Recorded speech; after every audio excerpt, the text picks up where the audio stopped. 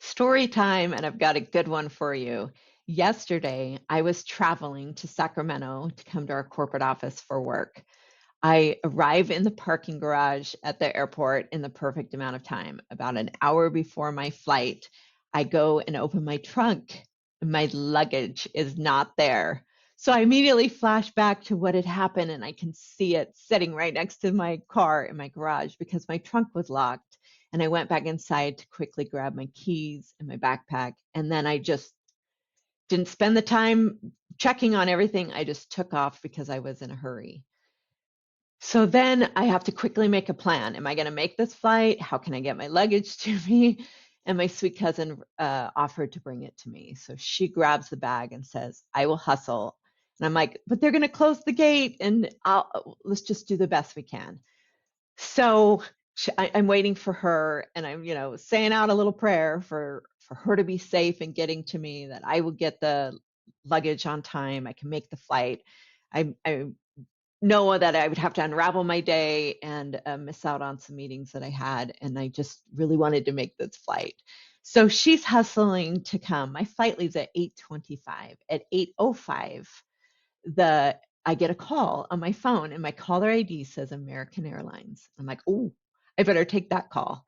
So I answer the call and the gentleman says, hey, we're at the gate and we're wondering if you're going to make your flight today.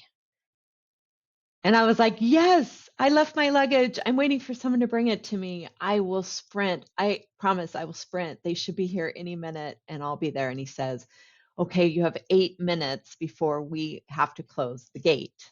I was like, okay, I'll do my best. So she calls, she's at the airport. I'm hustling, but she's went to the lower level and I was on the second level and I probably told her the wrong place to go in all of my stress of the day. So we're kind of running back and forth between what door to go out.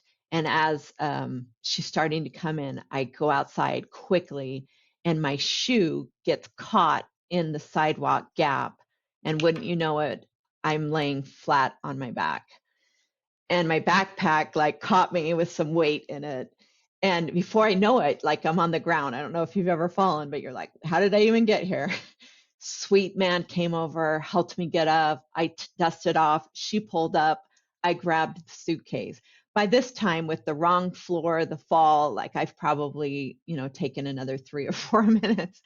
I grab the suitcase and I start sprinting. I have to go up the escalator. I've got to wind through all the ropes to lines, go to clear. Then I have to, get my luggage, go through the belts. And I'm just thinking there's no way, but I'm still going to try. I'm still trying to pray out some good thoughts of getting on this flight. So I get my luggage and I'm sprinting. And of course, it is like the last gate at the end. And I'm like sprinting.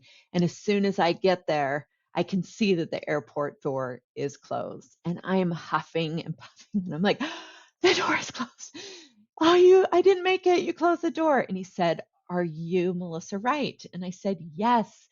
He's like, okay, come over here and show me your boarding pass. So I get out my phone, show him my boarding pass. He pulls out a piece of paper, writes a number, his initials on it. He said, okay, I'll let you in. And he literally key coded and opened that door and let me in. So then I get on the plane. Of course, that door was open. I walk in. The flight attendants were so nice, but also kind of razzing me about being so late and welcoming me on the flight. And when I got there, I thought, well, why did they call me? Maybe they were trying to give away my seat. But I end up sitting on a row where there is nobody. And the gentleman in front of me, he was the only person on his flight. So it was not a sold out flight. And I was just sitting there reflecting on how grateful I was for so much kindness. Kindness, the cousin would bring me the bag and hustle, and she was probably stressed trying to speed through morning traffic to get that to me. And the gentleman who helped me up, get off the sidewalk. American Airlines, I mean, come on, the phone call that they made and letting me through, and kindness when I got on the plane. I have flown probably nearly 2 million miles. And I don't think I've ever had anyone call me and ask me if I'm going to make the flight and then let me in. It was just a beautiful day and a reminder of a couple things. One, God is good. People are really good. kindness can be shown along the way. And to myself, I need to stop, take a breath, breathe, focus before I get myself on the ground, falling and making mistakes again. So I hope your day has some goodness in it too, that you can find the little things do make all the difference. Take care.